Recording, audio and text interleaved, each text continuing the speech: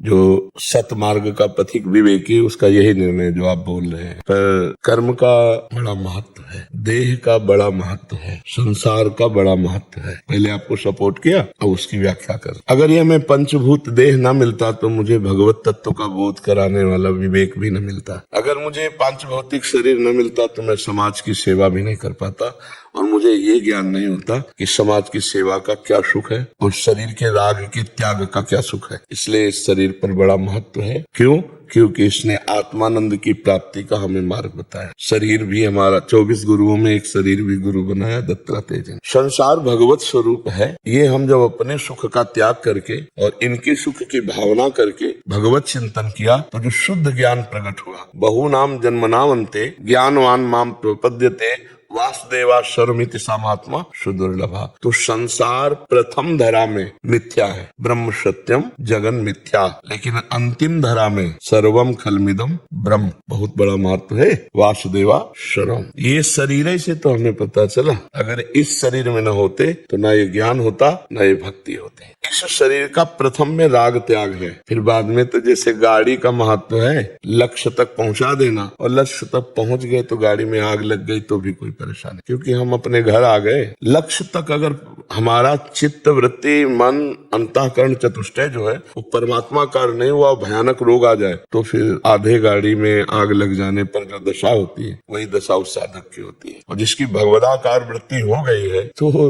मतलब स्मृति भी नहीं आती कि रोग है। लेकिन ये स्थिति प्राप्त महापुरुष के लिए साधारण पुरुष तो विचलित हो जाएगा। साधारण पुरुष को भगवान नाम का स्मरण करने का इतना अभ्यास कर लेना चाहिए कि सुख और दुख में, निंदा और स्तुति में, मान और अपमान में, हर्ष और शोक में, लाभ और हानि में, जय और पराजय में भगवान का विस्मरण न हो। ऐसा अभ्यास कर ले। फिर ये बात कि अब चाहे रोग आवे चाहे शोक आवे, पर देखो जरा सा शरीर में पीड़ा होगी तो मन बुद्धि का खिंचाव हो जाता है। मन बुद्धि का शरीर दुख सुख में खिंचाव होना ये बहुत भारी त्रुटि है आध्यात्मिक मार्ग के पथिक की। सुख में या दुख में दोनों हमारे बांधने का, शुभ या अशुभ दोनों बांध, सुख या दुख दोनों बांधने वाले हैं। तो प्रथम धरा में बहुत उत्तम बात है कि संसार की सेवा और शरीर के राग का त्याग और स्वरूप में प्रीति या भगवान में प्रीति। शरीर का कोई महत्व नहीं है, यही हमको शरीर के राग की स्थिति प्रदान करता है। पर शरीर का महत्व है, ये भी ब्रह्म स्वरूप है,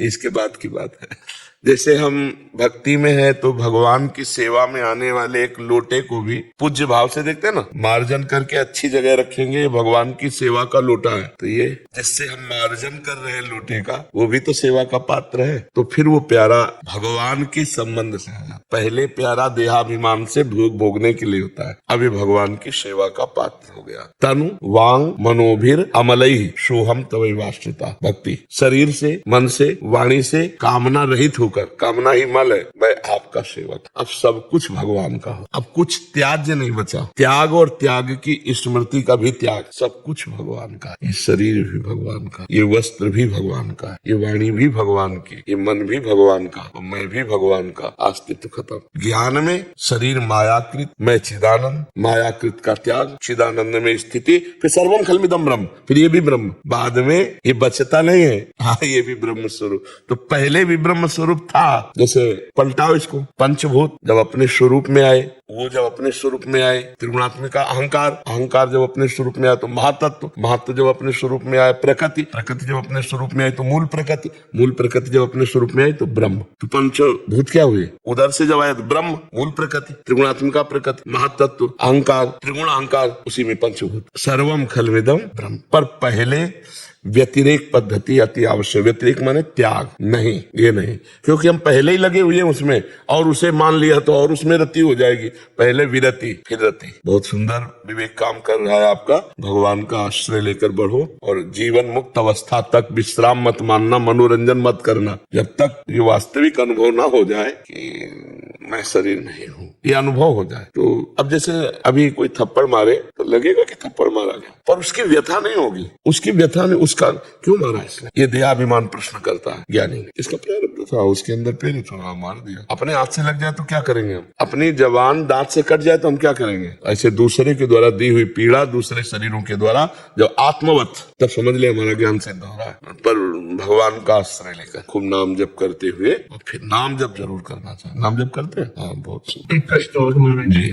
महाराज जी, अगर सतगुरुदेव भगवान साकार रूप में न हो अपने सामने, तो अहंकार कैसे कम हो सकता? उनके द्वारा जो दिए हुए वचन होते हैं ना, मंत्र होता है, नाम होता है ना, वो शाश्वत होता है, वो नित्य होता है। तो गुरुदेव का मूर्तिमान रूप तो अंतर ध्यान हो सकता है, पर अमूर्त रूप आपके साथ रहेगा। वही अमूर्त रूप ही अहंकार का नाश करता रहता है। गुरुदेव के दो रूप हैं, एक मूर्त और एक अमूर्त। जैसे आपका भी है, मूर्त में आपके इसका नाम लिया जाएगा और अमूर्त में आत्म तत्व रूप से है। तो आत्मा एक ही है सबके, तो वो गुरुदेव आत्म तत्व रूप से आप में भी विराजमान है ना। तो जो विकार होगा तो वो ज्ञान रूप दंड के द्वारा उस विकार को नष्ट कर देंगे, तो आपके अंदर ज्ञान दे देंगे। ऐसा कि जब सच्चा ज्ञान हो जाता है तो गुरु शिष्य में अभेद हो जाते हैं, फिर दो नहीं रह जाते हैं, एक ही है। नहीं, ऐसे भक्ता भेद हो जाता है, ब्रह्म नहीं, माया नहीं, नहीं जीव नहीं काल, अपनी हो शुद्ध ना रही एक रहे।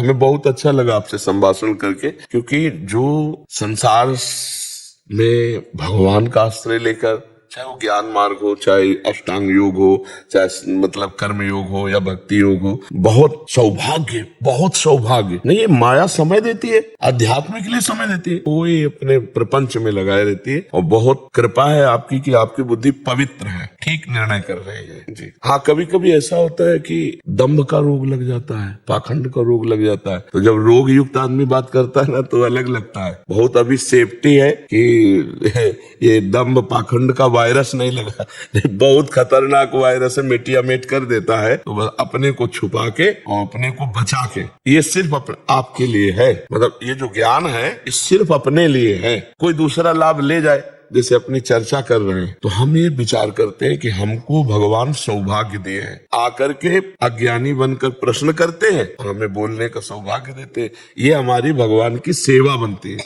हमारे भगवान आकर जिज्ञासा करके प्रश्न करते हैं, उसका उत्तर निकलता है, तो ये हमारी सेवा बन जाती है। ये हम ज्ञानी थोड़ी है, सेवक है। चराचर जगत के हम नौकर हैं, हम सेवक हैं। जब आकर के मालिक प्रश्न करते हैं तो इधर से मालिक उत्तर दिला देते हैं, तो हम प्रश्नकर्ता और उत्तरकर्ता का दोनों का स्वाद लेते हैं। बस अपने भाव में अगर कहीं अहंकार आ जाए तो फिर वो ज्ञान फिर पाखंड या दम्भ के रोग से दूषित हो जाता है। इसलिए बहुत बचा के, बहुत सेफ्टी से, ना तर्क ना विवाद, और बिना प्रश्न किए कभी किसी से बात न करे। अगर लग रहा है कि इसको समझाना चाहिए तो वही भाव करो कि वो बैठा तो है जगत गुरु अंदर भगवान, वो आत्मस्वरूप से समझा देगा, अपने चुप रहो। जब आपसे कोई पूछे तो दैन्य होकर के जो हमने संतों से सुना है वो ऐसा सुना है, अपना अनुभव फिर भी नहीं, जो संतों से सुना है वो ऐसा है। बहुत जल्दी निकल जाओगे, क्योंकि जब तीक्ष्ण विवेक होता, पवित्र विचार होते हैं, तो अध्यात्म खुलता चला जाता है। ये अंदर ही का है, बाहर की पोथी अंदर ले जाती है, अंदर की पोथी जीवन मुक्त कर देती है। अंदर की एक अलग ग्रंथ है, जो अलग ग्रंथ है वो अंदर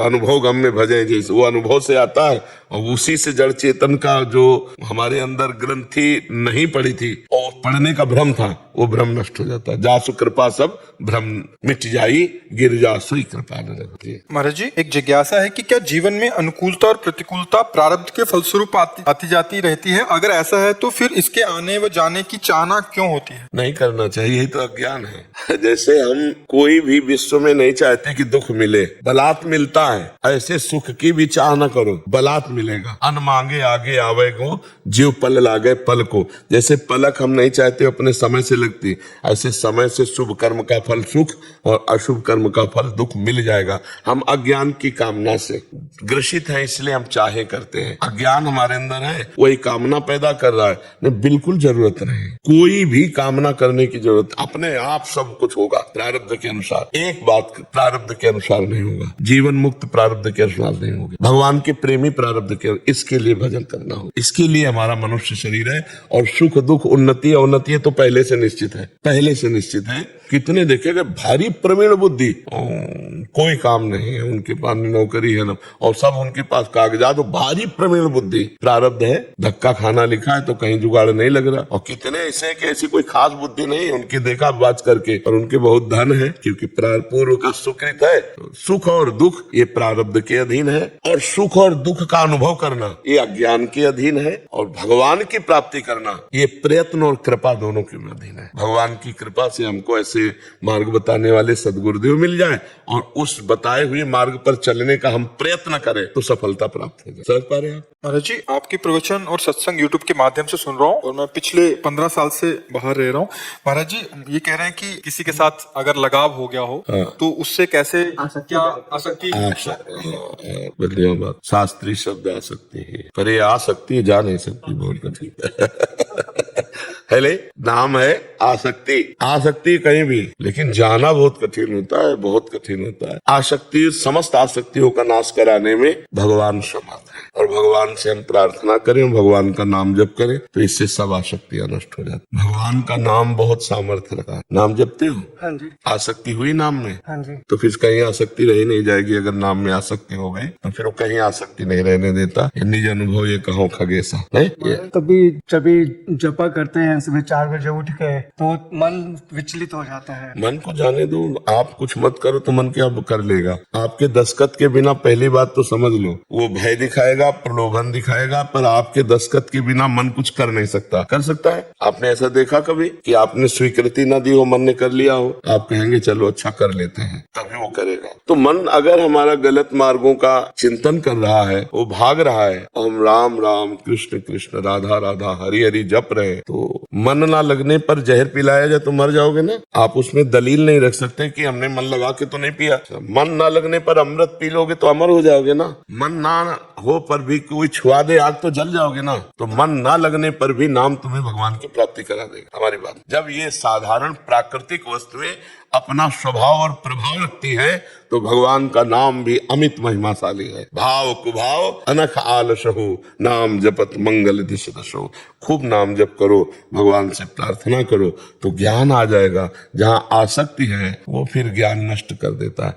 अच्छा, कहाँ आसक्ति हो सकती है हमें बता। पहली बात हम रखते हैं रुपया। रुपये में आसक्ति क्यों? क्योंकि भोग सामग्री मिलती, बस। रुपये में कोई आसक्ति नहीं। क्यों? हमारी इस बात से सहमत हो आप? हम रुपये में इसलिए आसक्त होते हैं क्योंकि उससे सामग्री मिलती है, भोग सामग्री। कुछ भी खरीद सकते हो, नहीं तो हम 2000 के नोट 1 ट्रक आपको दें, खुशी होगी आपको, क्योंकि वो प्रयोग में आने वाला नहीं है। तो रुपये का महत्व है भोगों के कारण। अब भोगों पे आ जाइए तो खान पान, देखना सुनना, इन सब भोगों के परिणाम में एक आखिरी इच्छा होती है, जनेंद्रीय भोग, काम। और काम भोग कहाँ से होता है आप देख लो। मतलब गिरते गिरते हम कहाँ गिरते हैं जाकर के देख। धर्म युक्त काम भगवान की प्राप्ति में सहयोगी है, अधर्म युक्त काम नरक पहुंचाने में काम। तो इसलिए हम नाम जप करते हुए मन की उस बात में दस्तखत करें जो सत है, और जो असत है तो हम उसे काट। धर्म युक्त क्रियाओं के लिए जब मन संकल्प करे तो हमें दस्तखत कर देना चाहिए, अधर्म युक्त नहीं तो फिर तो पतन हो जाएगा। पापवंत कर सहज स्वभाव भजन मूर्ते। अगर पाप बनने लगे तो भजन भी बंद हो जाएगा, नाम में अश्रद्धा हो जाएगी, नाम नहीं जप पाओगे। पापवंत कर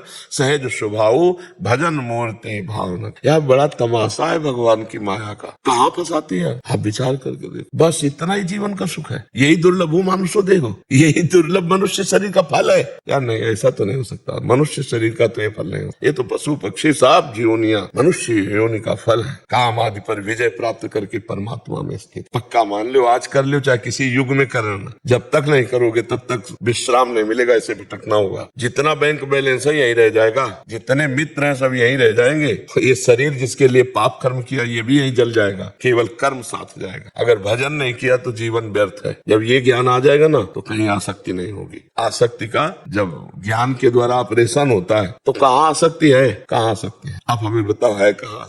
बहुत गलत जगह आसक्ति। इस शरीर से दुर्गंध निकलती है गर्मियों में, जब इधर से कभी किसी के तो देखो कैसा, और फिर छिड़क के देखो नाक से कान से मल, मुंह से, और नीचे के तो मल के द्वारे हैं, मूत्राशय मलाशय से जुड़े हुए द्वार है। यार कहाँ आसक्ति? आसक्ति सच्चिदानंद रूप में हो, उनके नाम में हो, धाम में हो, तो बात बने। आसक्ति कहाँ हो? दुर्गंध युक्त नाशवान शरीर में आ सकते। ए भाई, भजन करो तो शुद्ध बुद्धि हो, तब आपको पता चलेगा। अब कछुनाथ न चाही, अंदर आएगा प्रभु। नहीं नहीं, जैसे वमन है ना, खाने का मन नहीं होगा। वमन माने उल्टी। जैसे मल दोबारा देखने की इच्छा नहीं होती। जैसे सुंदर खीर हो और कान में कोई बता दे इसमें विष मिला है तो खा नहीं सकते। ऐसे इन संसार के भोगों से घृणा और भय पैदा हो जाता है उसको जो भगवान का भजन करता है। अरे नहीं, जब अंदर आनंद मिलता है ना, बाहर से मन नहीं। निज सुख बिन मन होई की थीरा।